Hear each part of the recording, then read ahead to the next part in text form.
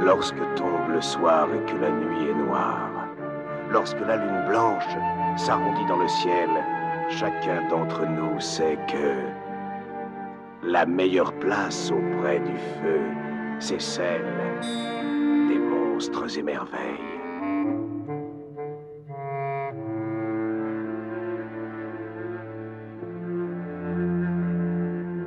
D'après un ancien conte allemand,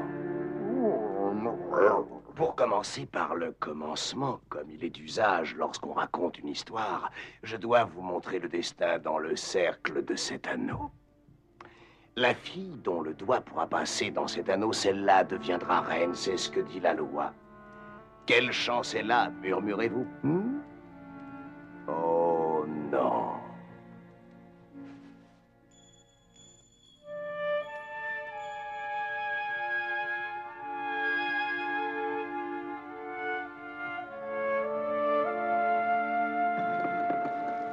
Un roi avait 3 filles. 2 étaient laides et mauvaises comme un péché, et la 3e était bonne. Le roi, qui était veuf depuis longtemps, n'avait de joie qu'auprès de ses enfants. Mais les enfants grandissent, et ses filles, un jour, suivraient un époux. Ce jour-là, le palais serait vide. Je dois trouver une femme pour me consoler, pensait le roi. Voici l'anneau nuptial, passé de reine en reine, de doigt en doigt depuis la nuit des temps. Mais pour donner une reine au roi, il faut que l'anneau aille à un doigt. Que celle qui veut épouser le roi s'approche et vienne au château y présenter son droit. L'heureux élu sera comblé de présents. Il ne peut pas faire ça. Il est trop vieux pour se remarier. Il va sans doute mourir très prochainement. Je ne trouve pas qu'il soit trop vieux. Quoi? Qu'est-ce qu'elle dit? Qu'est-ce que marmonne? Non, je sais ce qui va se passer. Une harpie va se présenter, l'anneau lui ira, ils se marieront, et puis il mourra, et c'est elle qui héritera tout. Voilà ce qui va se passer. Non, plus les sœurs s'énervaient à penser à leur future belle-mère, plus elles se montraient méchantes envers Belle Chagrin, la plus jeune des 3 sœurs. Lorsque leur père fut parti à la recherche d'une épouse, elles la tourmentèrent, elles l'injurièrent, elles se moquèrent d'elle, elles l'affamèrent. Qui est trop grosse, disait-elle en mangeant ce qu'on lui avait servi.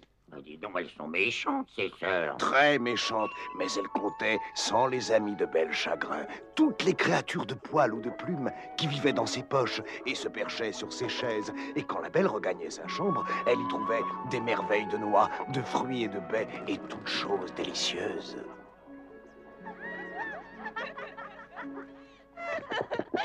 Papa, quand vous nous avez manqué. Oh oui, nous avons pleuré chaque nuit. Nos yeux ne sont-ils pas tout rouges? Ah, ils le sont, je le sais. Pas de femme, père? Non.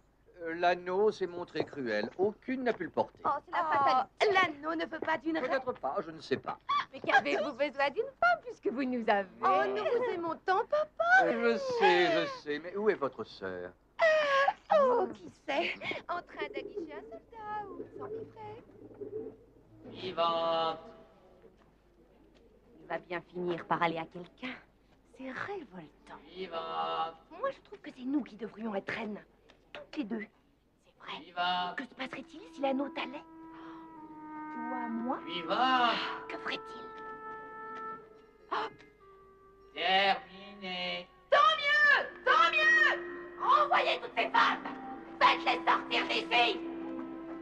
Il ne voudrait pas se marier avec nous. Mais alors, il ne pourrait plus épouser personne. Ce serait encore mieux. Suis-moi! D'abord moi! Oh non, il est 10 fois trop gros! Essaye-toi, tu as des doigts énormes. Ce n'est pas vrai.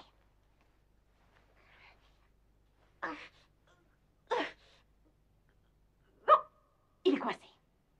Oh, il est complètement coincé. Attends.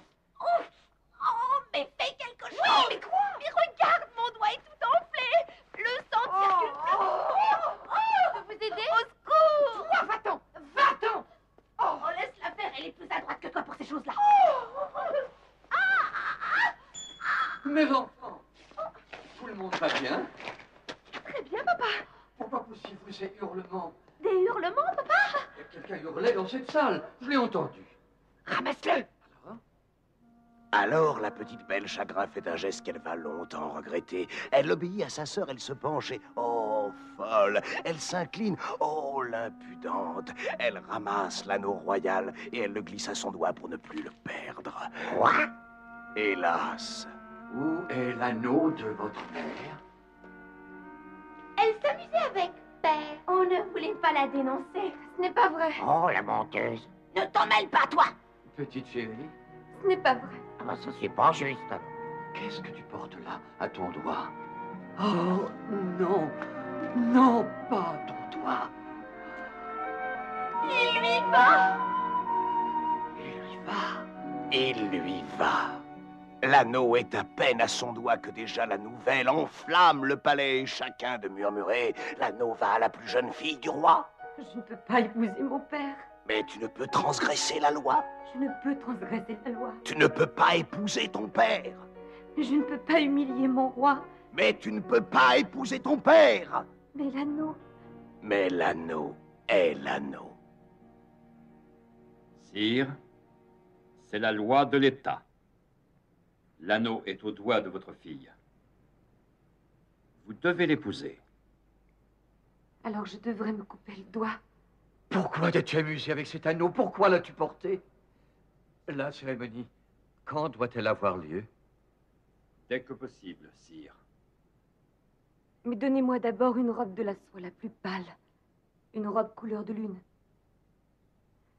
Je ne me marierai pas sans elle. Très bien. Nous vous obéirons, belle princesse.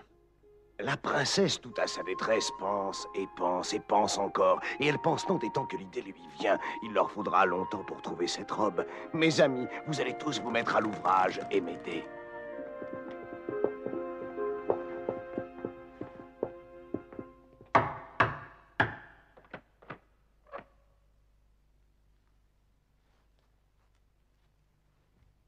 Magnifique. Je veux maintenant une robe de nuit d'été, une robe couleur d'étoile. Pour le soir de mes noces.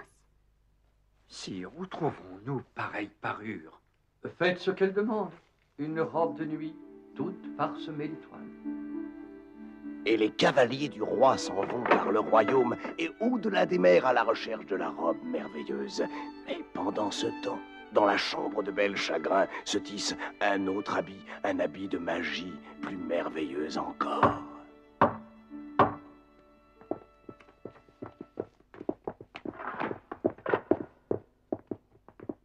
Magnifique. Magnifique. On dirait de vraies étoiles. Sire, le conseil vous attend. Votre peuple déjà s'impatiente. Quand vous mariez-vous? Ma fille? Cette robe est pour le soir des noces. La première sera pour la procession. Mais il me faut encore la robe de mariée. Je la veux d'or pur. Une robe de soleil. Apportez-moi cette robe. Et le lendemain, nous serons unis. L'or, a-t-elle dit. De l'or, un éclat de lumière.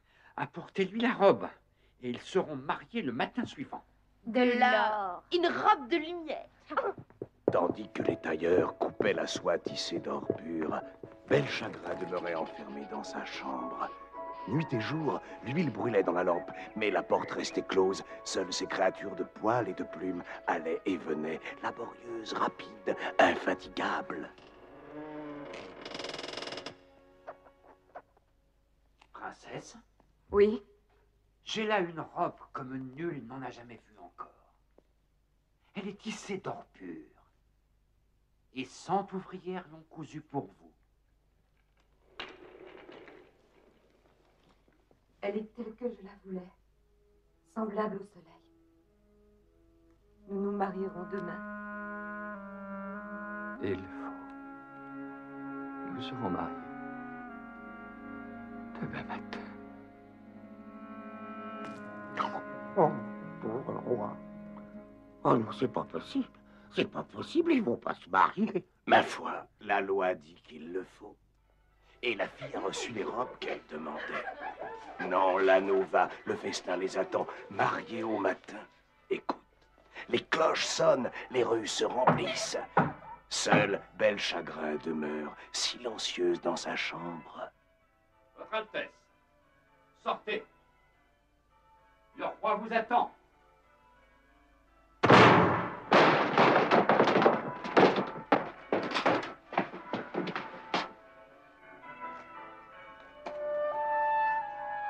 Et oui, c'est elle, c'est Belle Chagrin, une étrange créature de poils et de plumes. Voilà ce qui s'est préparé dans le secret de sa chambre. La voilà. Cette créature, la voilà, la malheureuse princesse. Elle se sauve, elle s'échappe, son passé rejeté, mais son futur est à elle. 2 années plus tard, une pauvre créature de poils et de plumes gardait les oies dans les jardins d'un roi et frottait le sol de ses cuisines. C'est la princesse. Princesse des serpillères, oui. Princesse aux mains sales, peut-être. Princesse des dalles de cuisine, certainement. Et un jour, Où est-il, cuisinier? cette princesse rencontre un prince. Où est le cuisinier, tu le sais? Tu ne le sais pas? Tu peux parler? Non, ça ne fait rien. Tu lui feras ce message. Ce soir, il y a un grand bal au palais. J'ai vu le menu et je veux qu'il y rajoute de l'oie. Il sait comment je l'aime, rôtie et farcie d'orange, cuite dans la pâte. Quel est ce regard? C'est un regard. S'il y avait un impôt sur les regards, nous serions tous des mendiants. Sire, Quel est votre nom? je n'en ai pas. Ici, on m'appelle Grissouillon. Eh bien, mademoiselle de Grissouillon, sachez qu'on ne regarde pas les princes. Ça n'est pas poli quand on est aussi laide et aussi misérable. Pourquoi manger de l'oie? Elles ne vous ont fait aucun mal. Il se trouve que j'aime l'oie. Moi aussi. C'est pour cela que je ne les mange pas. Faites passer mon message et prenez ça pour vos manières. Des oies rôties aux oranges. Une douzaine.